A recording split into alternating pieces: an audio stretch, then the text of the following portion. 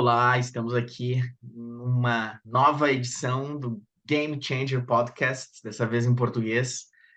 Vou entrevistar aqui o querido Maurício Pinto Marques, meu amigo conhecido lá de Porto Alegre, que eu entrevistei no podcast Demasiado Humano há 6 anos atrás, em 2016. O tempo voa, hein, Maurício? Mas vai ser um prazer poder falar contigo de novo sobre esse tema, sobre a questão da alta performance.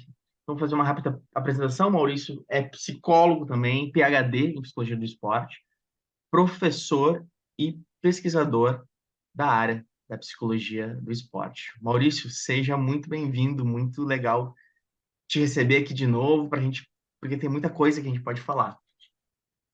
Obrigado, Roberto. Obrigado, audiência também. Prazer estar aqui trocando um pouquinho com vocês, falar da minha paixão, que é a psicologia do esporte, do nosso trabalho, né? Também como psicólogos trabalhamos com mindfulness também, Sim. e trocar um pouco. O prazer é esse, é divulgar a área e mostrar esse mundo que tem de possibilidades, que ainda muita gente desconhece, mas que felizmente já não está mais nascendo, está crescendo e bastante aqui.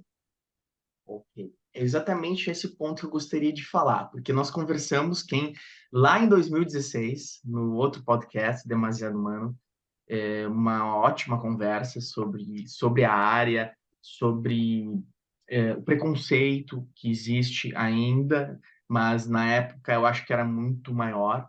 E desde lá, a nossa vida mudou, né? Eu estou aqui em Portugal, vim fazer o doutorado aqui. Imagina, 7 anos, muita coisa acontece. O mundo mudou também. Estava aqui pensando, estava aqui usando o Zoom e a inteligência artificial e outras mil possibilidades. Então, eu gostaria de começar por aí, assim, Maurício. O que mudou nesse tempo todo? Acho que as gerações mudaram, né? Os atletas mudaram, é, o modo de vida mudou. Eu fico abismado, né? Como a tecnologia está cada vez mais presente, como é importante a gente estar consciente disso, né? Então, gostaria de saber um pouquinho a sua visão sobre esse tempo aí. Bacana, tava tentando me imaginar também agora. A situação estava em 2016 e é engraçado, parece que a gente já tinha grande parte das ferramentas que a gente tem hoje. A gente já usava celular, já tinha 4G, e então a base, digamos, estava pronta, né? Mas, inclusive, eu não lembro da gente, do celular ser tão fixo na nossa mão, né? Essa extensão do nosso corpo como ele é hoje. E justamente esse ano foi quando eu fui defender meu doutorado em Barcelona. Eu fiz um sanduíche ao contrário, terminei a pesquisa aqui em Porto Alegre. E, e eu tinha ido embora de lá em 2012. Eu fiquei de 2008 a 2012, 4 anos. Entre o mestrado eu fiz em um ano e segui o doutorado. Eu fiz um doutorado em quase 6 anos. E um pouco mais de seis, na verdade. E, e mesmo lá, quando eu saí, estava começando o WhatsApp e tudo. E eu lembro, inclusive, que eu fui em 2016. Eu fui visitar um amigo meu em Liverpool, e por acaso ele trabalha no Liverpool, trabalha, não é da psicologia, é da área da informática e do marketing. E eu já me surpreendi porque o chip ainda que não tivesse ouvido o Brexit, já tinha questão, tem todos os sistemas diferentes da Inglaterra para o resto da Europa, né? E meu chip da Espanha não estava funcionando no celular que eu tinha levado, mas eu já me surpreendi que eu podia usar o Google Maps de qualquer forma para me locomover lá.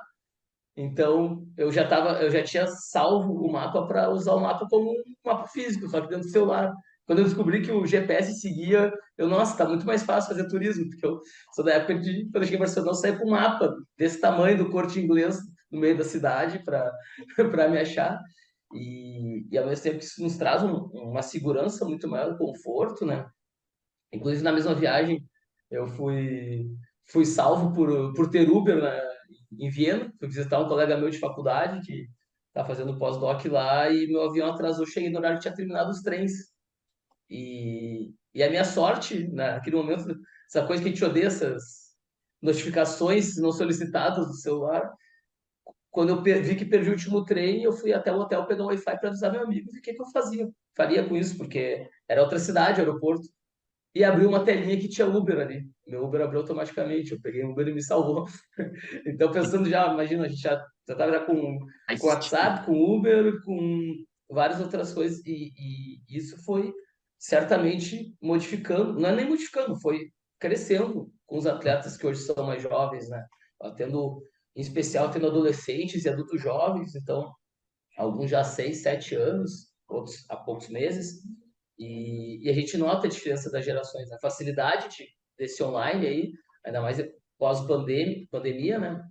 Mas, por outro lado, a dependência disso, isso muda, inclusive, o tipo de atleta que eles querem ser, o atleta que eles conseguem ser, como é que eles, como é que eles se relacionam com essa tela, mas também como essa tela traz outras coisas, ao ponto de, dando exemplo bem bobo, assim, esses dias um atleta meu de 12 anos perguntou, Maurício, como é que eu consigo um patrocínio? E eu falei, para que tu quer um patrocínio, né? Qual que é a tua ideia? Mas é um menino que tem uma família com bastante condições comparado aos seus colegas no meio do futebol, né? Ele, não, porque eu vi no Instagram que fulaninho já tem um patrocínio da Adidas com todos os anos, o outro tem da Nike, e aquela coisa, ele não precisa, mas ele, ele, ele está precisando mostrar que ele é tão bom que tem um patrocínio, porque aquilo é uma chancela que existe. E então é muito interessante já pensar esses atletas que, que já nasceram nesse mundo digital, né? Eu tenho 41 agora, eu peguei bem a transição. Fui da internet de escada, a que a gente chamava de banda larga, bem na época que eu entrei na faculdade, essa faculdade com internet, ainda que mesmo no doutorado era muito difícil acessar artigos, tinha aquela coisa de mandar e-mail para a revista, pagar uma fábula e te mandar um artigo ainda físico, começando o acesso aos PDFs. Isso ainda antes do Science Hub, que depois liberou acesso para todo mundo para os artigos. E para mim, talvez seja a maior revolução científica dos últimos anos, da última década, foi esse portal. É engraçado, mas é verdade, né? Porque Não, é eu pura fiz quase todo verdade. o doutorado sem o Science Hub. E eu ia para a biblioteca buscar artigo e revista Evolucionou. fotocopiada.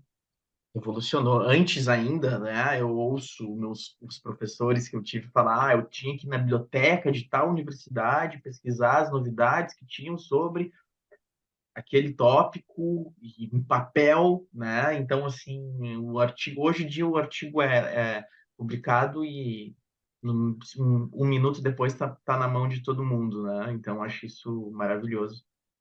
Eu fazendo meu doutorado aqui, eu tive essa oportunidade, né, de poder acessar muito artigo do ano, o artigo que recém saiu, então é uma grande vantagem. Mas, assim, como a gente fala, tem as vantagens que são imensas, mas também tem o outro lado, né? Eu não quero, não tô nem falando dos outros, eu penso comigo mesmo, assim, como eu tenho essa necessidade de me policiar com o uso da internet, como esses aplicativos têm um poder viciante, né? De te prender ali, e de tu não surfar a internet, mas naufragar na internet. Eu gosto muito desse termo. A gente naufraga, a gente tenta, vou mandar um e-mail, mas depois tu vê que tem uma mensagem, depois tu vê uma propaganda e, é, e começa e mergulha. E aí vai embora, né? E, enfim, eu penso muito nisso, né? E nos efeitos que isso tem em nós, em mim mesmo, e penso nas outras pessoas, como a gente está esse mundo virtual parece que ficou maior, né? Ou mais presente na nossa vida. Não sei se tu percebe isso. Eu acho até que é bem, tu falou dessas expressões, né, do surfar que a gente usava, falou mundo virtual, eu acho que a gente não consegue, já não é mais virtual, né? É a nossa realidade, a gente consegue ter uma certa separação disso. Vou entrar na internet, e agora a internet já está em nós, né? E vai ficar mais ainda com meta e tudo isso mais que está vindo. E justamente tu falando isso me deu, pensando nesses meus atletas um pouco mais jovens, eles já não têm mais essa distinção do virtual ou do vou entrar, como a gente agora brincou, e sim de que eles, por isso eu acho que eles têm muito mais dificuldade de desconectar, porque eles não precisam, não é desconectar, né? É tu escolher, não olhar para esse lado, porque tu está conectado. É muito raro tu ficar desconectado e eu acho que a gente aí tem mais de 30, ainda talvez menos de 50, que 50 por aí tem uma barreira, muita gente já com uso de tecnologia, né? Tô aí dei um curso esse dia para o meu pai poder usar o WhatsApp, porque depois que a mãe faleceu, ele não consegue usar o WhatsApp e não sabe pedir um Uber, um aplicativo, e a gente e daí às vezes vai vou pegar um táxi, vou, os limites, né, das fronteiras do uso da internet e, e justamente a gente consegue ser uma geração que a gente tem uma certa consciência dessa transição, mas também de estou usando demais, isso aqui eu vou tentar fazer alguma coisa em relação a isso. Os mais jovens têm uma dificuldade muito maior disso, porque é a consciência, né? Acho que é uma palavra-chave para a psicologia e para o mindfulness, né? Se dar conta, sair do piloto automático, né? E aquilo está tão colocado no piloto automático cada vez com mais tecnologia para isso, que a tecnologia ela faz muita força para nos manter dentro dela, né? O, a gente sabe que os aplicativos já estão sendo feitos estudos com os aplicativos, em especial o TikTok, é feito já de uma forma para o teu cérebro ficar viciado, entre aspas, naquilo, te dá as recompensas, né? A gente sabe, via dopaminérgica e tudo mais, que faz e os jogos são feitos para isso também. Eu levantei essa questão no penúltimo congresso presencial da Brapesp, ele foi em 2019, e na época o pessoal não entendeu minha pergunta, porque eu já estava trabalhando com uma equipe de League of Legends, agora nos últimos tempos trabalhei com Counter-Strike e Free Fire através do Corinthians também, e, mas o que eu tinha colocado, eu tinha na época dois atletas um de futebol e outro de tênis ali, com 16 ou 17 anos, 16, 17, e na mesma semana eu tinha recebido ligação da mãe de ambos, falando assim, meu filho, se ele não tá treinando, ou seja, ele fazia a parte de atleta mais ou menos bem, que ele tinha que fazer, ele tá no joguinho tal. E eu já comecei tentando entender, porque eu ainda estava um pouco alheio a esses jogos, de como eles funcionavam. E aí um outro atleta de golfe mais novo me explicou, já estava atendendo ele na casa dele, ele falou, "Pô, isso aqui é te mostrar o joguinho que eu tô jogando e tal." Eu falei, nossa, eu quero entender isso aí. E eu me dei conta que eles eram muito perversos, tipo, que eles, ao mesmo tempo que eles são super populares, que eles são leves e gratuitos, eles te fazem comprar coisas completamente desnecessárias, que é só por moda, né? Os tais skins, mas aquilo ali já tinha um certo também, tinha uma sanção social naquilo, no hierarquia do jogo, e que eu acho que talvez seja o máximo do capitalismo, né? Tu Muito tá numa fácil. coisa grátis e tu pode fazer tudo ele grátis, porém tu paga por uma coisa completamente desnecessária. E aquilo ali era um vício para a criançada, eles estavam pedindo de aniversário os cartões bônus, era dinheiro para usar no joguinho, basicamente, né? Para poder comprar essas coisas completamente inúteis para performance. A gente falando de performance, né? O que realmente é uma performance e o que é acessório à performance, ainda que a gente saiba que isso tem um ganho mental também, de autoestima, de confiança, e a gente pode ficar viajando se imagina por muito tempo. Interessante, né? E ponto, tu trouxeste isso, né? Então, tu trabalhaste também com, eu não sei se com atletas do esporte virtual, nós chamamos atletas, já houve uma E, polêmica se isso é esporte ou não é esporte, não sei, gostaria de saber, porque isso é um mundo gigante, né? Que move, é uma indústria muito grande, né? E não sei se tu já, então, tu já trabalhaste com esse meio também. sim, sim, eu acho que tem tamanho, a ideia do tamanho da indústria, Roberto, na época que eu trabalhei com o primeiro time de League of Legends, que foi 2018, se eu não me engano, com Redemption, foi o primeiro time de LoL aqui em Porto Alegre, ainda sem os eventos virtuais. O dono da equipe me falou que o LoL, o Império, digamos, LoL, já movimentava mais dinheiro que a NBA Que é lá NBA, atrás. Que a NBA.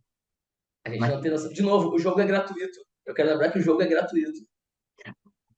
eu não, impressionante essa informação, hein? Exatamente. E são conglomerados gigantes. Eu voltei agora no último sábado. não sei quando é que vai pro ar, mas eu tô falando do dia 21 de novembro, né? Exato, estamos no dia 21 de novembro. 23. E eu troco muito conversa com o colega que eu conheci na edição presencial anterior, de 2019, o Cláudio. E o Cláudio, ele era psicólogo, agora acima de psicologia, ele já é um coordenador de equipes do time Liquid. O Liquid, basicamente, o acionista majoritário é o Michael Jordan, a Uau. CEO a presidente acima dos CEOs, é uma executiva que veio da Time Warner, era da Warner, basicamente, uma das cabeças da Warner. E esse é o tamanho que se levou, e a gente conversa muito sobre a questão da cultura dos atletas, ele trabalha com atletas do mundo inteiro, literalmente do mundo inteiro, com vários esportes, né, como se gosta de chamar, e tem vários lados isso, não. O esporte ele abraçou a psicologia desde a entrada, praticamente. Os esportes da mente tem isso, o atleta ele não tem como fingir que a mente não importa, porque ele só Uhum. trabalha, o esforço físico é muito pequeno, mas o esforço cognitivo e emocional é enorme. Então eles abraçaram muito rápido, como os atletas de poker, que eu trabalho bastante também. Em compensação, traz outras diversas demandas, inclusive a necessidade deles terem um estilo de vida nem de um atleta necessariamente, mas de um adulto saudável que precisa se alimentar muito bem, precisa dormir, descansar muito bem, que está exposto à tela o dia inteiro, precisa fazer uma atividade física, porque tudo isso influencia muito na performance cognitiva. Coisa que, ao contrário, a gente ainda tem que convencer os atletas de que eles precisam ter uma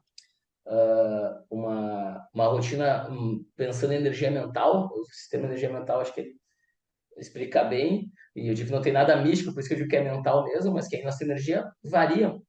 Um exemplo bem legal que eu posso dar nisso, de um atleta de futebol, um goleiro de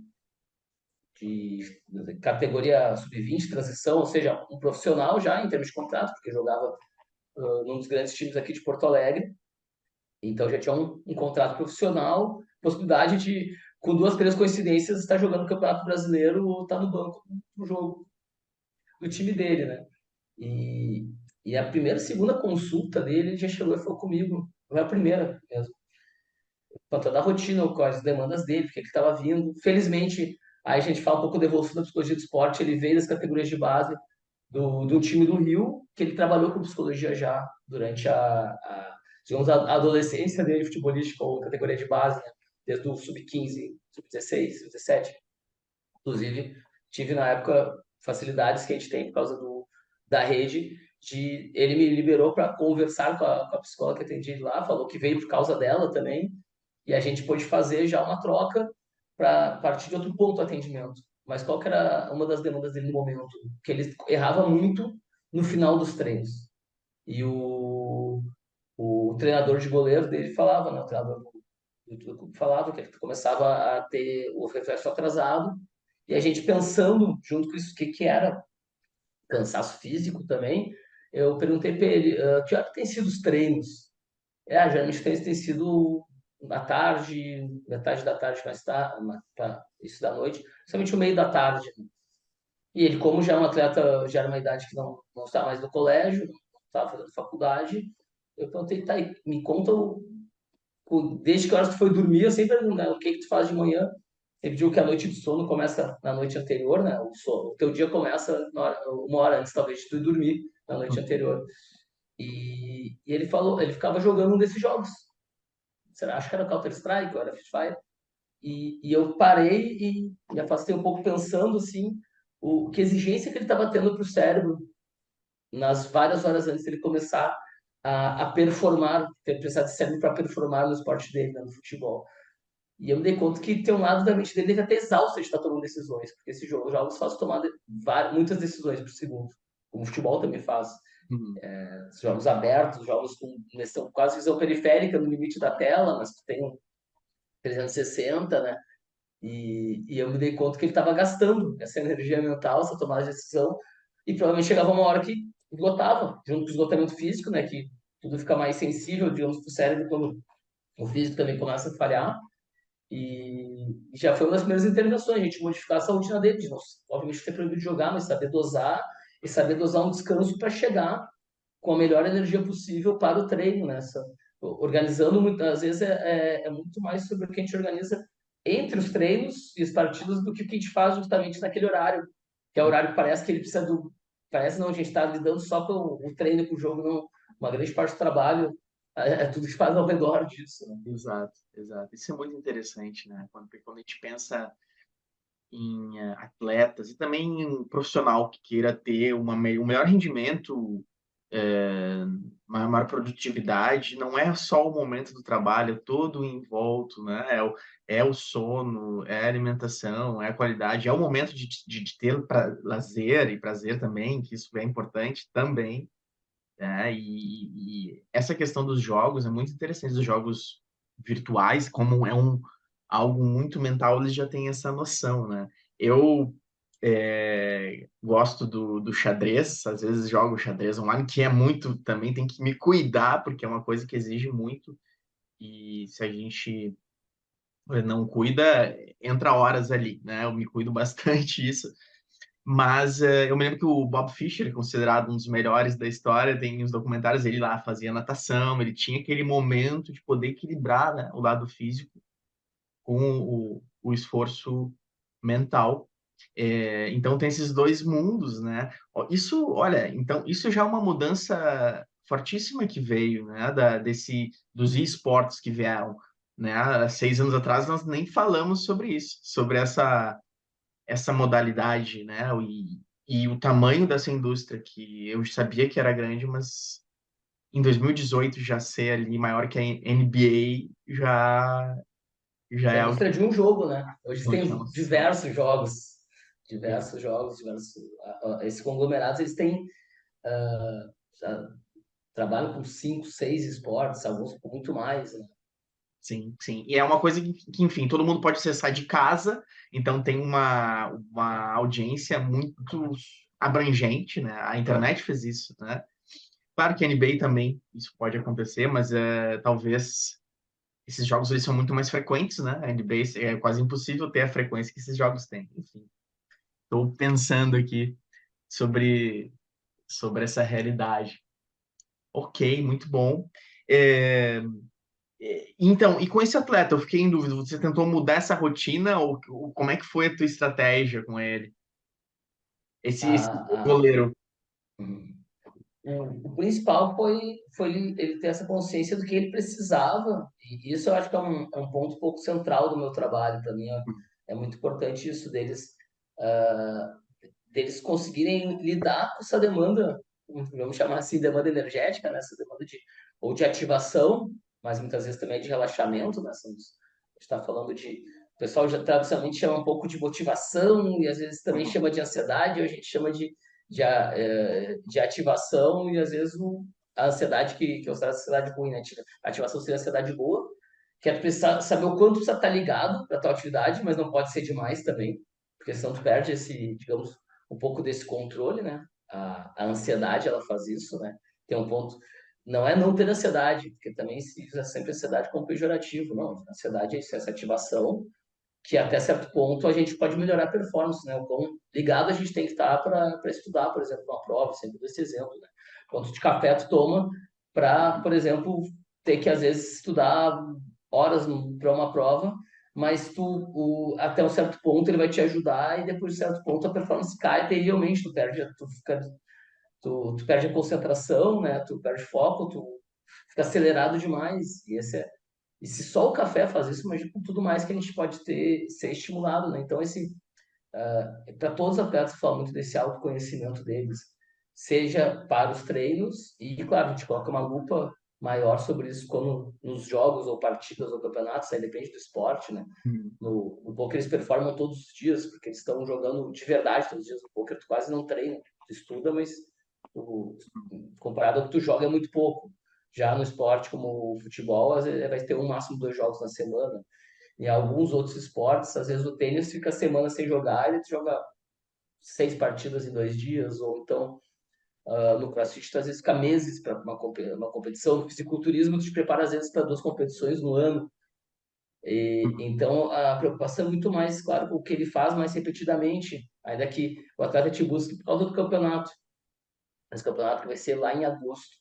Mas Os mais conscientes sabem que a preparação, o grosso de preparação acontece bem antes, ainda que nem sempre o ambiente competitivo ele vai trazer situações que tu pode te preparar, tu pode modular um pouco isso, mas nunca vai ser igual. A causa do Uhum, jogo a jogo, treino a treino é verdade para qualquer esporte. Então vai ter sensações que tu vai ter, o nível de nervosismo e de pressão existem às vezes no ambiente, quase sempre existe no ambiente da competição. Não, tu não vai igualar aquilo.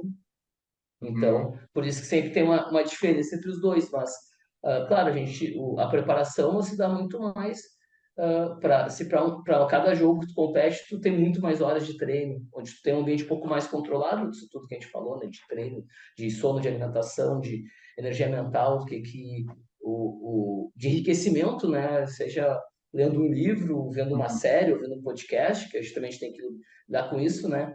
Que a ideia é que os livros digamos, sejam mais nobres e tem situações ainda que a gente não consegue diferenciar. Ou você pode aprender muito ouvindo um podcast. Você pode Uhum. fazer cursos com áudio. Coisa é que para nós brasileiros é tão comum, né? Os americanos usam audiobook há dezenas de anos, né? E pode ver uma série, principalmente as biográficas, que eu gosto muito, sobre atletas, sobre treinadores, sobre grandes personagens da humanidade. E tu pode aprender tanto quanto um livro. A gente tem um Uhum. pouco canso também no nosso lado intelectual. Não, mas o livro, eu mesmo estou aqui com. Não compra livro, tem um Kindle, mas tem 4 que eu voltei do congresso físicos. É isso. Do meu lado, o Kindle ali que eu quase não uso. Tem dificuldade ainda, mas. Pois é, né? Eu uso o Kindle, mas ainda eu prefiro ter o livro ali, só que o Kindle é muito prático, né? Para quem tá fora, para quem viaja, enfim. Pois, eu acho que os vídeos, eles são tão apelativos, né? E tantos podcasts são outros meios, que às vezes eu acho que o fato de ler um livro, de parar, de estar ali, eu não sei, é uma atenção diferente. Parece que é uma atenção refinada que se dá, não sei, não quero avaliar e nem julgar, mas é aquele momento que né, os estímulos são tão grandes dos vídeos e tudo mais que às vezes o livro ele parece pouco atrativo, né, para quem está. Sim. Então requer aquele. E ao mesmo tempo talvez seja o mínimo múltiplo comum da atenção, né?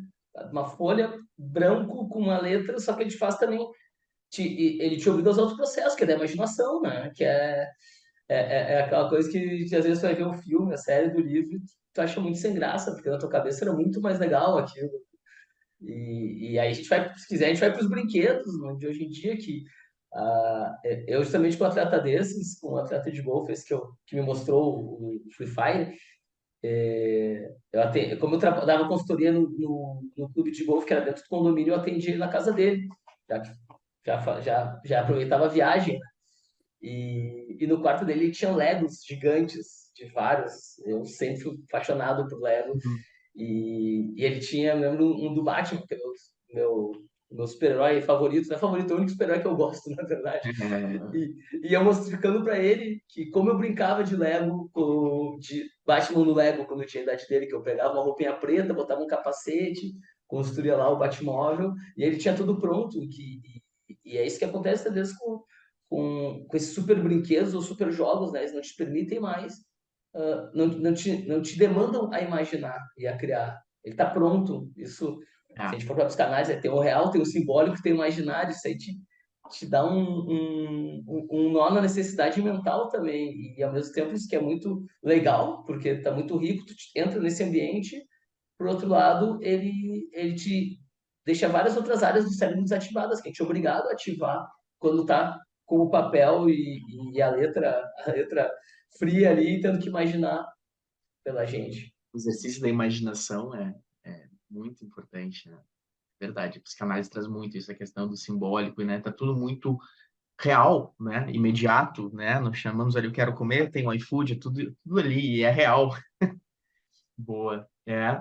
Ok, eu fiquei pensando também, tu trouxeste essa questão, né, a gente vê o atleta, às vezes, um famoso vencer uma competição, numa Olimpíada ou algo assim, só que a gente não vê ele ali quase todos os dias, às 7 da manhã, nadando, sozinho. Então, a gente sabe que o esporte de alto rendimento ele exige uma disciplina altíssima, né? E a gente bem falou sobre isso. E também é, a diferença desse momento, eles treinam muito tempo, eles se preparam e depois tem aquele momento crucial. As Olimpíadas estão, acho que o próximo ano teremos Olimpíadas também, né? Sim. E como isso é trabalhado? Como que técnicas são possíveis de usar na psicologia do esporte, que têm sido usadas para trabalhar isso? Ok, o jogo, a hora da pressão, a competição, aquele momento, né? É normal, às vezes, a pessoa tem um bloqueio, porque é diferente, né? Tem a torcida, tem as câmeras e tudo mais. Existem algumas técnicas ou estratégias para lidar com isso? Perfeito. Aí é justamente um lado que a psicologia do esporte começa a ter um pouco seu campo próprio, ainda que não seja exclusividade do psicólogo do esporte, mesmo dentro da psicologia, trabalhar algumas situações, mas eu acho que é um pouco onde fica diferente das abordagens não, desculpa, das ferramentas clássicas, que eram clássicas até então, né? Falando da psicologia do esporte, estou vendo como se, ainda que psicólogos trabalhavam no esporte, inclusive, um pouco a gente sabe, na Copa de 58, a gente já teve um psicólogo que trabalhou com a seleção, né? O João Carvalhais, o primeiro campeonato mundial do Brasil, mas eram psicólogos, e depois o Ataíde, que foi famoso por passar um teste de QI para o Garrincha e tudo mais, eram psicólogos usando ferramentas da psicologia nos atletas tentando crescer, e são nossos pioneiros, nossos desbravadores, né?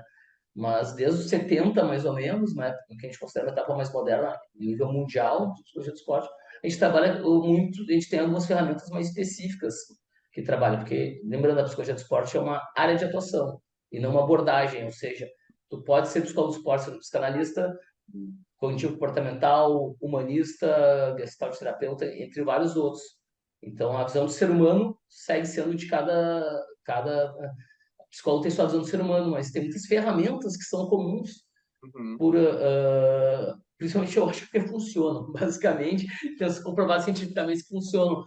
Então, dentro desse círculo que entra a psicologia do esporte, onde inclusive também nasce o coaching, o coaching em inglês, né, de essa mentoria, esse treinamento com os treinadores, por isso que a gente diz que tudo que um coach faz está incluído, quase tudo que o coach faz está incluído dentro da psicologia, porque veio dali, só que se criou um outro no Brasil, principalmente, e se criou uma outra profissão com outras coisas, inclusive com todas as dificuldades que se tem de, por exemplo, não se ter validade científica dos instrumentos de trabalho, né, que é uma coisa muito perigosa. Mas, então, dentro da psicologia do esporte em geral, a gente tenta instrumentalizar o atleta justamente, por ser também um treinamento, né? Porque precisa de tempo, precisa de repetição, precisa de tentativa e erro para saber o que funciona para ele e não para ele. Eu digo meus atletas, se eu funcionar só para todo mundo da mesma forma, eu não precisava atender todo mundo pelo menos uma hora por semana, sem contar o acompanhamento entre as consultas. Eu teria feito um livro, estaria vendendo e estaria recebendo meus cheques, como dizem os americanos, no e-mail ali, eu estar recebendo as notificaçõezinhos, deu. Ao mesmo tempo, também ia ser completamente desnecessário, mas se cada atleta é único, né? E quando ensinar estratégias que são, por exemplo, técnicas de relaxamento para excesso de atividade, de ansiedade, perdão, ou técnicas de ativação para alcançar esse nível. A gente trabalha muito com as competências psicológicas básicas, né, sendo trabalhadas também a questão de metas, né, especial de curto e médio prazo, sempre pensa a meta de longo prazo, que é o sonho, mas não, as de curto são mais importantes, porque o que é o curto prazo, na verdade, o curtíssimo prazo? É o teu dia, e o teu dia ainda pode ser dividido em vários pedaços, e esses pedaços chegam digamos, a partícula mínima, que é aquele segundo, que é o presente, né? Aquele único segundo, como diz um rapper que eu gosto. Como eu digo, só existe uma bola no futebol, só existe uma jogada, só existe uma carta no poker, que é aquela que tem na mão. Porque se tu, é o presente, né? Trabalhava com atirador, ele dava 400 tiros numa pequeno espaço de tempo numa prova, e eu dizia, não, tu só tem que acertar um prato, que é aquele que tu tem. Porque se tu levar o prato anterior, tu já vai errar esse. Se tu pensar no outro, tu vai errar esse.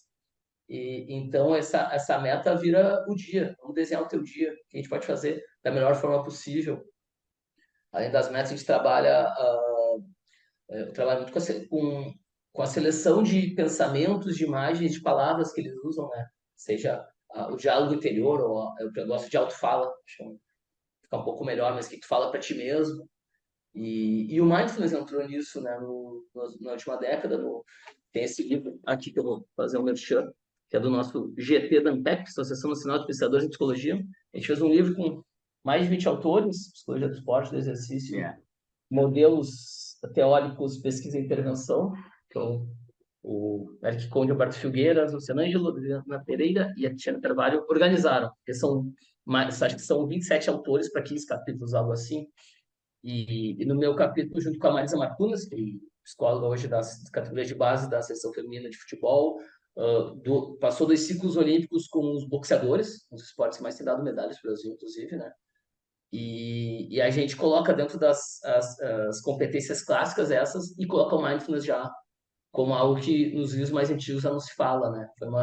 Foi uma coisa que eu fiz questão, inclusive, como autor do capítulo, de colocar, porque é uma realidade hoje, ainda que no Brasil se fale pouco. Eu já trabalho com mindfulness e atletas há quase 10 anos, considerado um dos primeiros a entrar nessa área, mas porque eu procurei para mim primeiro e falei, nossa, isso funciona. Até começar a entender que já existia isso no mundo, estava sendo colocado e era muito interessante. Então, tudo isso é para botar ferramentas para os atletas poderem utilizar no dia da competição, mas nada vai funcionar só no dia da competição se tu não treinou antes, se não utilizou antes. É Uhum. aquele, é aquele atleta que sempre teve uma rotina, muito com jovens, que vão para uma peneira, tinha peneira do futebol lá Sim, na sim. seleção, e vai lá e vai estrear a chuteira nova lá. Nunca jogou com a chuteira, vai colocar. Ou vai tomar 2 energéticos, porque o energético te deixa super ativo, performance, mas já treinou sobre tanta cafeína, provavelmente vai dar um pico de ansiedade muito maior do que tu ter a tua performance média. Ou essa chuteira que vai te dar calo, vai te doer. E eu sempre digo para eles, não vai fazer isso, né? Não vai estrear uma chuteira no dia do teu jogo mais importante. Não, então tu não vai também usar uma técnica que tu nunca testou. E é normal. Até te procura no consultório às vezes, porque segunda-feira, para a primeira consulta ser terça, porque tem uma competição sábado. Eu já digo, olha, se eu não estragar nada até lá, eu já estou feliz. O trabalho vai começar depois disso. Exatamente. E, essa, então, assim, me parece, por essa resposta, que nada como uma boa preparação, uma boa rotina, né, de treinos que para nos levar a uma confiança no momento da competição, na hora, né, decisiva ali. Olha, eu sei que eu dei o melhor de mim, eu cheguei aqui nesse momento, então isso não tem preço, não tem nada mais que possa trazer isso. E a psicologia também tem muito isso, porque às vezes levam essa ideia, vamos fazer uma sessão e para o jogo final. Olha, não existe. O trabalho é muito mais consistente, muito mais consistente, né? E constante do que uma simples sessão de motivação. Né? Como é que você vê isso, essas sessões assim? Uau, coaches e vamos salvar e é Né? isso. Eu gosto muito disso. Eu gosto muito disso porque talvez seja o que eu menos faça, mas ao mesmo tempo foi o que me trouxe a psicologia do esporte, né? A Aham. primeira pergunta quando eu fui estudar era como é que um treinador muda um vestiário no intervalo, o time vai lá, vira outro time e vira um jogo. Era Hum, essa a minha pergunta de pesquisa quando eu fazia meu primeiro trabalho de psicologia do esporte, primeiro semestre da faculdade, lá em 2003. hum. Era justamente essa. E é engraçado, né? Como isso que te leva a um lugar, às vezes virou o que tu eu não repudio mais, já fui mais crítico em relação a isso, até porque tinha toda uma questão da forma como se vende isso, e felizmente eu acho que isso está cada vez mais no lugar que tinha que estar, que às vezes como um espetáculo para distensionar os jogadores, então desses Momento. palestras antes, e principalmente quando vai para o pessoal que não se propõe a só dar um rendimento. Digo muito mais, às vezes tem um treinador que não gosta muito de levar um humorista Uhum. antes dos jogos importantes.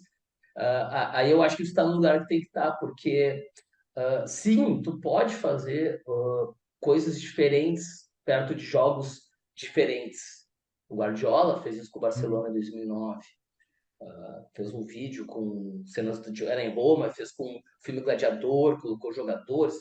Isso é legal. Eu já fiz isso também no Curitiba, por exemplo, quando o treinador me pediu e os jogadores gostaram e pediram depois para fazer mais. Uhum. Mas você tem que saber quando colocar isso, não é o vídeo motivacional, é que horas vai passar, o que você tem que fazer entre isso e o horário do jogo. Tu tem que conhecer o grupo, ou se não conhecer, tu tem que fazer no nível muito baixo, porque o que é bem simples se a gente pensar num grupo de, sabe, 5 pessoas, estamos nós dois, mas 3 pessoas. Como é às vezes o que vai me motivar vai te causar uma ansiedade e no terceiro não vai nem fazer cosquinhas. Isso, no vestiário, eu vi muito isso, com discursos, às vezes, da comissão e às vezes entre os próprios atletas. Então, por isso tem que conhecer o grupo, como a história do livro, né? Não dá ter um livro com todas as coisas de psicologia e vai funcionar. E eu acho que aí reside a nossa grande competência como psicólogos também. A gente é treinado exaustivamente na faculdade, nos estágios, depois no resto da vida, para escutar, para olhar, para pensar e decidir, escolher palavras, escolher momentos. E esse timing, que quando tu faz uma coisa fechada, eu tenho esse pacote, essa peça motivacional, não existe. Eu estou te dando um produto fechado. E cada um vai bater de um jeito. Eu lembro sempre do ano que, acho que foi o Corinthians que foi rebaixado, e os caras falando da transmissão, falando alguma coisa, tipo, o preparador físico fez um trabalho motivacional aí para tocar os jogadores, com uma questão de família. E eu vi uma coisa muito parecida uma vez quando passaram procurando Nemo para os meninos do Grêmio onde eu fiz estágio, bem naquela época, assim. Alguém, um preparador físico também. E eu olhei e tinha jogador entrando em campo chorando. Jogador, um zagueiro de 1,90 m, limpando Uhum. lágrimas, assim. Talvez ele não. Eu lembro que eu olhei na TV e falei, talvez ele não esteja na ativação necessária para ele ter o melhor performance dele nesse jogo. 15 minutos de jogo, 1-0 para o adversário. Quem falhou, grosseiramente, aquele zagueiro. O jogo terminou 1-0. Foi um dos jogos que ajudou o rebaixamento do Corinthians. Uau. E aquilo, só aquilo vai fazer ele ser rebaixado? Não. Mas os detalhes, eles contam muito no alto rendimento. Quanto mais alto rendimento, mais detalhes vão fazer uma diferença, porque os níveis são muito parecidos em muita coisa, inclusive a preparação física. Então, a gente tem que estar atento a esses detalhes e saber que momentos a gente pode, às vezes, errar menos e, às vezes, ajudar mais. Essa consciência que é necessária. E, ao mesmo tempo, claro, ouvir as demandas também. Eu, por mim, eu não teria feito tantos vídeos quando eu fiz lá no Curitiba, mas eles pediram, vocês estão pedindo, tem alguma coisa tem ali, eu vou escutar eles para saber o que pegou, o que bateu ali no momento ou no outro, né? A gente tem que escutar primeiro, e é por isso que a escuta é a nossa primeira ferramenta. Mas entender que essa espetacularização que é feita, e agora com edição de vídeo, muito mais, não só de palestras, mas de sessões de quase bruxaria, parece que fazem com pessoas em vários âmbitos, né? O quanto aquilo é um vídeo bem editado de uma palestra de coach, nossa, tu sai pulando e rugindo, como acontece bastante nos vídeos, mas aquilo ali é para quem, é para que momento, funciona com quem, né? Ah, É nisso que a gente tem que trabalhar quando trabalha coletivamente e quando está com o atleta individual, que cada um ache seu ponto, a gente ajuda eles a achar o seu ponto, em que momento precisa de uma coisa e que momento precisa de outra. A gente auxilia eles no autoconhecimento, né, para fazer a famosa autorregulação. sim, exato, exato. É isso, né? Eu vejo o trabalho do psicólogo do esporte muito. Eu vejo, não, ele é assim, ele é muito mais presente, né? Ele necessita a importância de ter essa regularidade, de estar ali. Diferente de chamar alguém, ok, vamos fazer uma palestra motivacional. Ok, talvez pode funcionar, talvez não. Quando funciona, divulgam, né? Quando não funcionam, ninguém fala nada. Mas Acontece bastante. e não é barato, hein? Olha que não é barato, mas tudo bem, eu acho que também é essa visão, né? Porque às vezes a visão que se tem que é aquele momento, né? Logo, antecedente ao jogo. Maurício, eu gostaria de te perguntar como você percebe hoje a necessidade dos atletas que tu trabalhas. Eu sei que são várias modalidades, tu já trabalhaste no futebol, no Curitiba, mas em vários âmbitos aí já apresentou algumas outras. Mas assim, se pudesse, de novo, claro que cada um é um, tu demonstra muito bem isso, cada um tem a sua singularidade, mas se tu pudesse generalizar, podendo generalizar e encontrar algumas semelhanças, assim, o que tem surgido mais, assim, né, nos atletas? Acho que o principal, se der para escrever uma queixa, são atletas que estão abaixo do nível próprio, do nível que eles já tiveram. Não estou falando ainda do atleta que quer chegar no nível mais alto. São atletas que perceberam uma queda de performance em relação a eles mesmos. E isso gera. Porque tem uma situação mental que eu gosto muito do Bob Rotella, que é um psicólogo famoso pelo golfe. Ele fala que ninguém joga acima das suas possibilidades. Se tu já fez aquilo uma vez, é porque, tá, digamos, está dentro de ti. Tu pode fazer outras vezes. Né? E eu acho bem plausível pensar assim. A gente sabe que ainda tem dias incríveis que tudo sai um pouco mais, mas pode chegar lá outra vez, porque tu já fez.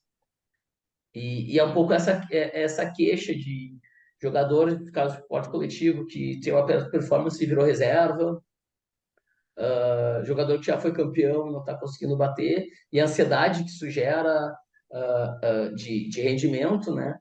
Isso muito mais do que atletas que eu quero atingir o próximo nível. Isso aparece principalmente com crianças e adolescentes que os pais trazem.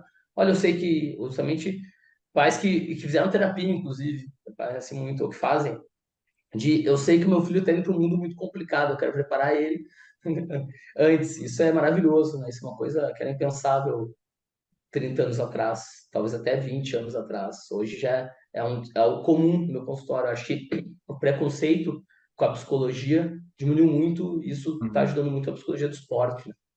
A gente tem, e aí, digamos, o episódio de Simone Biles nos últimos Jogos Olímpicos da Austrália como o game changer disso, Exato. né? E então, se fosse para colocar, generalizar digamos, uma queixa, é essa, a queixa inicial que a gente fala, né, que como é onde traz, onde vem a primeira coisa, a gente sabe que nunca é só uma, mas é o que faz buscar consulta e um ponto a ser trabalhado, né? E às vezes o ponto a ser trabalhado justamente não importa mais o que tu fez, vamos ver o que tu pode fazer a partir de agora. Tem questões de desenvolvimento, né, às vezes, em certas idades, nesses esportes físicos, né, como o próprio futebol, um ano, dois na adolescência, na formação física é muita coisa. Se pode perder algumas coisas em comparação aos outros. Uns se maturam antes, como se diz, né? Em vários níveis, inclusive cerebral, né? E às vezes não, vamos ver o que atleta tu pode ser a partir de agora. Às vezes é isso, é deixar o passado para lá, usar as coisas boas, como eu digo, colocar no bolso para gerar confiança. Eu já fiz isso, eu sou capaz de fazer isso, eu já tive tal performance, para não duvidar de si mesmo, muito mais que necessariamente fazer aquilo de novo, para poder focar no presente, que é a única forma de preparar um futuro bom, né? É sempre o foco no presente, né? Que é por isso, Sim. para mim, o mindfulness é uma das principais ferramentas do meu trabalho clínico e clínico coletivo, porque ele me traz uma série de diretrizes muito bem justificadas, Uhum. teoricamente, cientificamente, comprovadas, e te dá uma base segura para a gente olhar e falar isso aqui pode ser aplicado em quase todas as situações e a gente pode, porque isso está falando sobre algo que é muito humano, né? Que é a, o não julgamento, a aceitação e principalmente a questão da compaixão, que é o ponto Exato. que menos é falado no mindfulness e no mindfulness esportivo menos ainda, e de longe Verdade. é o mais difícil e mais importante de ser trabalhado. Exatamente, porque com toda esse mundo baseado em imagens, que é esse mundo virtual, né? E ao aumento da expectativa, da demanda, da exigência fica ainda maior, né? Então todo mundo ali nas mídias está super, todo mundo tá lindo, tá cheio de dinheiro, tá, né? Então as pessoas postam as melhores fotos e tudo mais. Então, eu vejo que essa busca pela perfeição, entre aspas, o perfeccionismo, aqui eu percebo em Portugal, nas escolas onde eu trabalho, é muito comum. Ainda nem estou trabalhando, nem estou falando do esporte, né? E aí eu vejo como um remédio para isso, ou uma poção mágica, digamos, para lidar com isso seria a autocompaixão, né? Trabalhar esse aspecto do mindfulness. E como é que é isso? Quando tu entras com essa parte, né, da possibilidade da pessoa, ok, vou cuidar de mim mesmo. Os atletas, eles estão familiarizados com isso? Muito pouco, é muito difícil. Justamente quando eu comecei a trabalhar mais com os atletas, eu estava conversando com a Dani Sopeski, né, que foi minha primeira instrutora, junto Sim. com o Thiago Paton, e a gente foi montar uma oficina de psicologia do esporte com mindfulness, já lá em 2015, eu acho que foi aquilo. E ela me perguntou, tá, Maurício, como é que tá a compaixão, a autocompaixão dos atletas? E eu não consegui responder. Eu soube assim, aquela orgulho é sempre responder de pronto a pergunta, né? Daí eu consegui dar 2 passos para trás e falar, não sei bem que pensar nisso, eu te digo outro dia. E comecei a ver que justamente era um meio muito carente, acima da carência normal que a gente tem como sociedade, que já é enorme, né? Como tu colocou, né? E, então, e é um meio que tem esses paradoxos, o esporte tem muito paradoxo, a gente for entre tanto da aquisição de habilidades como o desenvolvimento delas, né? Portanto, do mindfulness, o que é um piloto automático, com consciente tu precisa ter, mas o movimento precisa ser fluido, então tem que ser quase automático, está sempre transitando entre muita coisa, então, e esses fatores e a compaixão também tem isso, né? O quanto de não compaixão eu preciso para tentar testar algum limite meu, para buscar algum limite de dor, de tolerância à dor, tolerância à dor física e emocional, à pressão psicológica, o quanto eu preciso ser exposto a isso para evoluir e ficar mais forte mentalmente, mais casca-grossa, como dizia antigamente, e o quanto é saber que tem um ponto que eu falo, não, daqui eu não quero passar, aqui é demais para mim, aqui eu preciso de cuidado, aqui eu preciso de cura, porque a gente sabe que o esporte de alto rendimento ele não é saudável, nem física nem mentalmente. Ele vai te levar a deformações que ficam às vezes para a vida inteira, né? O atleta se aposenta com 20 e poucos anos, com 30 anos e vários esportes e vai levar artroses, cirurgias de ligamentos cruzados e problemas de ombro e traumas aí falando, né? E vai acordar 20 anos depois, suado, lembrando de alguma cena que parecia uma competição, uma situação extrema, para a vida inteira, né? Verdade, já E é presenciei. muito difícil trabalhar pensando nessa perspectiva que o esporte é assim, tem uma parte dele que não vai mudar, porque a gente está falando de limite mesmo, de excelência, de performance, e ao mesmo tempo saber o quanto a gente pode também contribuir nesse meio, porque parece que a gente tem que aceitar tudo que está acontecendo porque a gente vai trabalhar com esporte, né? E não, o quanto a gente pode estar ali para suavizar um pouco esses processos, né? E não estou falando só do treinador carrasco, puxa atleta, o treinador é uma pessoa, em geral, com muito sofrimento dentro do esporte também. A gente falava isso no grupo de trabalho no último congresso. E muito solitário por isso também, porque parece que ele é sempre um malvadão que tem que puxar o atleta para o limite. E, e colocando essa uma cena que eu sempre brinco, quando perguntam como é que é trabalhar com futebol e tudo mais, eu brincava, que eu brinco que eu sou o único membro da comissão técnica que pode sorrir. Porque no meio do futebol especial, mas futebol masculino, Uhum. bomba de testosterona que existe, né? O treinador tem um grande no treino muito mais que nos jogos. Os jogos ali é um momento especial, um espetáculo. O Mourinho sempre fala disso, eu gosto muito do jeito que ele trata isso. Mas no dia a dia mesmo, o treinador tem que estar puxando os atletas. O preparador físico tem que estar puxando mais ainda, porque é isso, tem que alcançar um rendimento para ter uma preparação física. A gente sabe que lidar com preparação física de performance é chegar no extremo, né? Como musculação é chegar na falha do músculo muitas vezes. Uhum. E, e até o nutricionista, muitas vezes, a nutricionista também tem que dar uma dura, porque tem que comer isso ou aquilo. E se eu não conseguir ter um vínculo mais, digamos, afetivo até com os atletas, eu não vou conseguir trabalhar com eles, não vou sentir a vontade de chegar do meu lado e contar alguma coisa.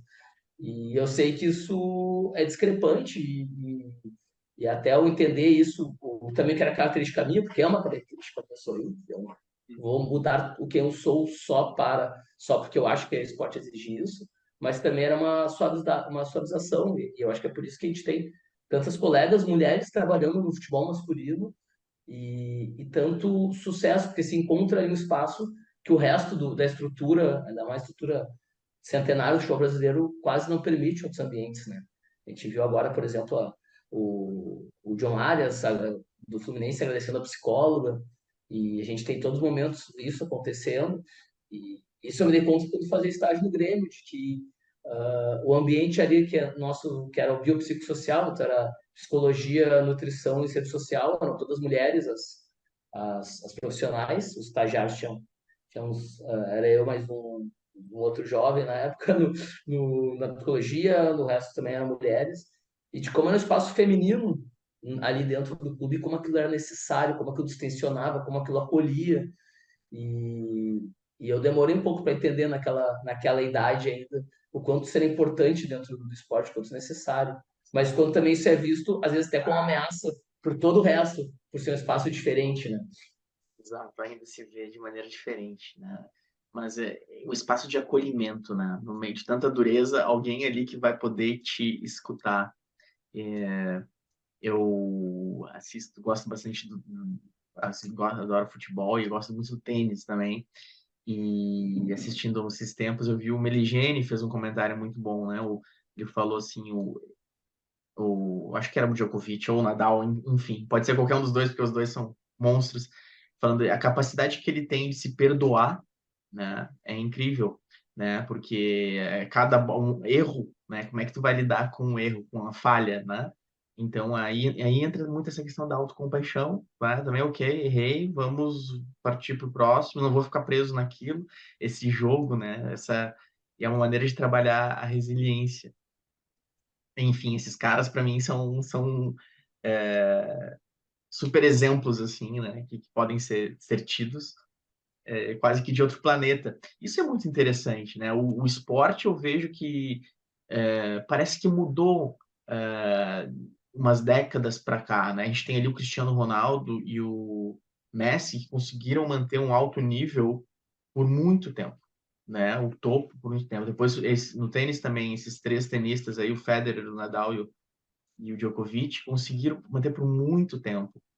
Eu acho que tem um pouco a ver com essa visão mais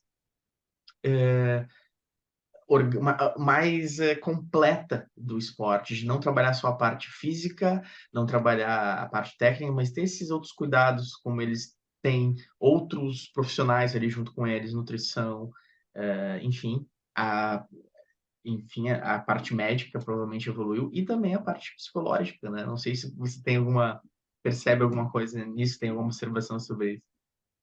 É um ponto bem interessante, né? Você falou, realmente, se parar para pensar nisso nesses atletas, não só de grandes performances, mas de performance sustentada, né? Como tu disse, Sim, de anos no topo, né? O trio do tênis é um absurdo, os absurdo. três maiores juntos, né, da história, e como o Messi e o Cristiano Ronaldo, em termos de números e na modernidade, pelo menos, pós-Pelé também, os dois maiores juntos, né? E ao mesmo tempo, sem necessariamente nutrir uma rivalidade entre eles, né? Que eu acho que é algo bem interessante. A rivalidade não era algo como Senna Prost, por exemplo, a gente tinha uma Aham. rivalidade, inimigos quase declarados, né? Aquela coisa. E, e é interessante, eu acho que, tendo a concordar contigo, pensando nessa hipótese de que eles conseguiram ter um cuidado global, né, muito maior, assessoria, bem assessorados, né, em todos esses ambientes, todos esses fatores, e, e eu acho que isso favorece muito mais boas decisões de todos os tipos. No caso do jogador de futebol, até que onde jogar, ou onde ficar, se ficar jogando, em que clube escolher, em que momento, com que treinador, que torneios escolher para jogar e quais não jogar, respeitando uma certa lesão, né? Esse autoconhecimento junto com toda a tecnologia que ajuda a gente hoje a mapear isso também, né? Que é inegável. Parece que eles estão um pouco, tem mais um repertório maior para tomar essas decisões que acabam mantendo eles ativos, né? E, e certamente tem muitos fatores psicológicos dentro disso, né? Pelo menos a gente sabe de Djokovic trabalhando com psicólogo, inclusive com mindfulness, né? O Cristiano Ronaldo também, pelo menos um tempo, assessorado por um psicólogo e, e vários, essa questão de de entender como o fator, o é uma mentira, são dezenas, mas o fator psicológico faz parte da performance e da mentalidade. Exato, é interessante isso.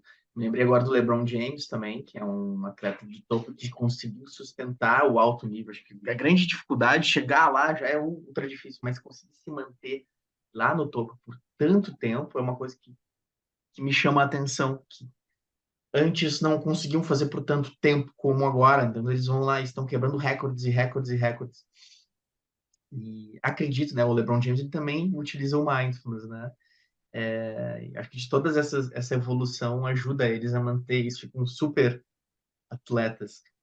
Olha, Maurício, acho que estamos chegando no tempo, não queria saber a tua disponibilidade, mas eu gostaria de saber um pouco sobre o teu trabalho também, que tu pudesse falar um pouco como é que tu tens trabalhado, é, porque às vezes no futebol a gente entra numa equipe e fica quase que imerso ali, mas tem várias modalidades de esportes, eu sei que tu estás atendendo diferentes modalidades. Então, quem gostaria de saber um pouco Perfeito. mais, quais as informações que tu pode passar? Né, hoje, individualmente, eu atendo atletas de diferentes esportes, são principais. O futebol segue sendo um dos principais, é o que me trouxe a psicologia do esporte. Eu brinco que é o esporte que eu mais gosto, ao mesmo tempo, o mais filho da mãe para trabalhar, o mais difícil, o mais complicado, culturalmente e estruturalmente. Mas também tive entrada muito em esportes novos, né? Eu trabalho com um atleta de pôquer, de golfe. A minha novidade, inclusive, nos últimos meses, eu trabalhei com o Cubo Mind. Não sei fazer Ah, ainda, mas eu ganhei. Tá aqui o patrocinador do interessante. Geek me mandou. E em termos de consultoria também eu trabalho, muito baseado em mindfulness, mas o pessoal na Abrapesp me chama de psicólogo dos esportes aleatórios, porque eu acho que eu sempre tive uma facilidade, uma abertura para trabalhar com diversos esportes. Trabalhei com CrossFit, trabalhei com pole dance, trabalhei com paddle e até preparação para concursos, que a SAI, mas é outro esporte de alto rendimento, estudante o que pretendia entrar na medicina também, altíssimo rendimento, né, Autismo. no Brasil. E, e isso em nível individual, coletivo. Hoje, até pós-pandemia ainda algo está se reestruturando, mas não é mais meu foco. Trabalhei também com clubes de golfe, com fisiculturismo. Eu fiz um trabalho muito também, acho que pioneiro no Brasil, dentro da Integral Médica. Eu tô com uma garrafinha da Integral que me ensinou a beber litros e litros de água por dia. De ter essa abertura, né, para escutar os atletas, mesmo essa posição de não sei nada do teu esporte, mas eu sei um pouquinho de psicologia do esporte e a gente pode se entender. Eu sempre tinha essa abertura. Uma aluna me perguntou como é que eu trabalhei com esportes e perguntando, tu tem um artigo de psicologia do rugby em equipe? E eu falei, sim, a gente tem que procurar. Todo esporte tem sua cultura, tem seu léxico de palavras, seu glossário de expressões, os ídolos, necessidades cognitivas diferentes, mas tem todo um outro lado que é muito maior que isso, que é a base da psicologia, a base da psicologia do esporte. Elas são aplicáveis de diferentes formas, de diferentes momentos, mas com praticamente todo mundo. Alguns atletas vão aderir mais ao mindfulness, outros não vão aderir de forma nenhuma, inclusive.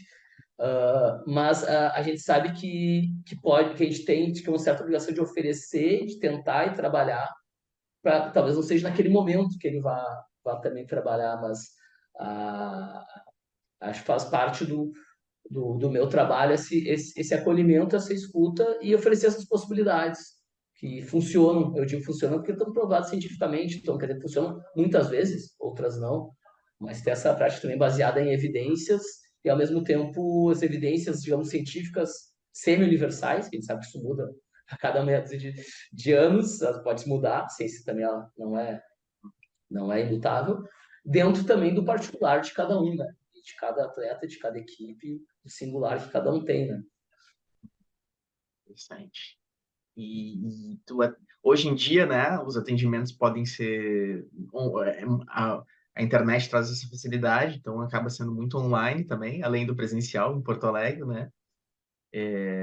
Muito mais, quase 100% em algumas semanas. quase 100% online, que loucura, né? A pandemia foi um super catalisador disso, né? Então, isso veio para ficar, né? Me lembro que antes o CRP, né, o Conselho de Psicologia, tinha várias restrições contra com isso, agora não tem mais como segurar. Bom, para finalizar, tu vieste de um congresso, né, da Abresp, é isso? Para PESP, Associação Abrapesp, Brasileira de Psicologia. Brapesp. O que que alguma novidade, o que está rolando, como é que está? Pode nos trazer alguma atualização? O que eu posso trazer assim que está rolando é um crescente interesse pela psicologia do esporte. Hum, Tá, não parou de aumentar desde que eu entrei hum, e fez trabalho para todo mundo, pessoas trabalhando em vários âmbitos, em esportes, como alguns que eu trouxe que pensavam para algumas pessoas, outros que eu também não entendia. Falei com gente que trabalhava com banda de universidade, ah, com cheerleader também, que em algumas atléticas universitárias, que é o meio onde tem também os esportes muito fortes, que desenvolvendo bastante a psicologia do esporte decolonial, que é o termo que eu comecei, que eu fui conhecer lá, e estava ontem estudando nos artigos para entender um pouco disso, algo muito novo também. E, então, se a gente está falando lá de uma herança do colonialismo, né, das nossas uh, raízes, no caso do Brasil, mais ainda, né, escravagistas, e sendo dominados por povos europeus, que ainda dita a maioria, seja da ciência, do esporte e tudo mais, né, nos Estados Unidos, obviamente, hoje. Até a outra ponta, a gente estava falando de inteligência artificial, de, exato. do que a IA pode atravessa o nosso trabalho e facilita algumas situações, e em outras vai ser algo que a gente não está lidando, quase não está falando, mas não está pronto, né? Tem um grande mundo e, felizmente, esses encontros presenciais, já que o último congresso foi virtual, que não tem, acho que, 20% da riqueza do que tem um encontro presencial. A gente valoriza muito a Abrapesp o momento corredor, que é o que acontece entre os Uhum, GTs, os grupos temáticos de trabalho, eles têm momentos grandes de coffee break para poder favorecer isso, porque é nesse encontro também que a gente consegue se reconhecer entre iguais, né? Pessoas que trabalham com as mesmas situações e que não são concorrentes. E acho que é uma grandeza muito bonita nisso, porque tem muita gente que a gente não vê no em congressos. E não é porque tem que ser cientista só, é porque parece que só uma reserva de mercado, eu tô concorrendo contra todo o resto, eu faço alguma coisa no meu trabalho incrível que ninguém mais faz. uhum. E acho que ninguém inventou a roda, né? Cada um tem sua roda diferente, materiais diferentes, cores e superfícies, mas quando a gente consegue melhorar cada um a sua roda quando a gente troca com outros, né? Acho que é o principal. Olha, que bom saber. É muito contente saber que tem crescido, né? O preconceito tem diminuído.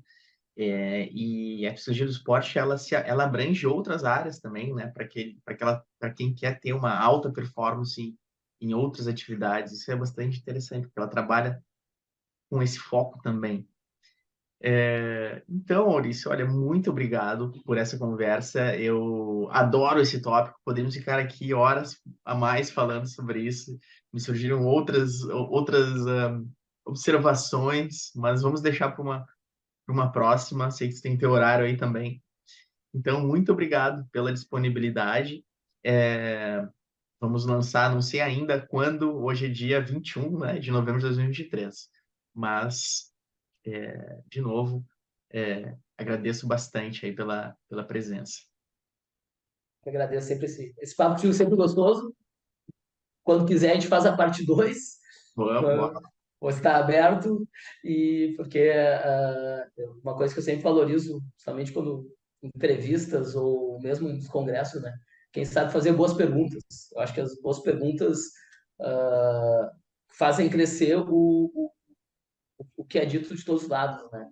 Porque a gente, como psicólogo, a gente faz grandes perguntas para os pacientes, né? Mas a Sim, gente também, às vezes, não está acostumado a receber, e é isso que enriquece qualquer construção, né? Então, te agradeço por essa nossa construção Vou esperar a próxima, mas já também ligado às que tu está fazendo com teus próximos entrevistados, com os próximos personagens do teu programa. Muito obrigado, meu velho. Obrigado, Maurício. Valeu. Grande abraço.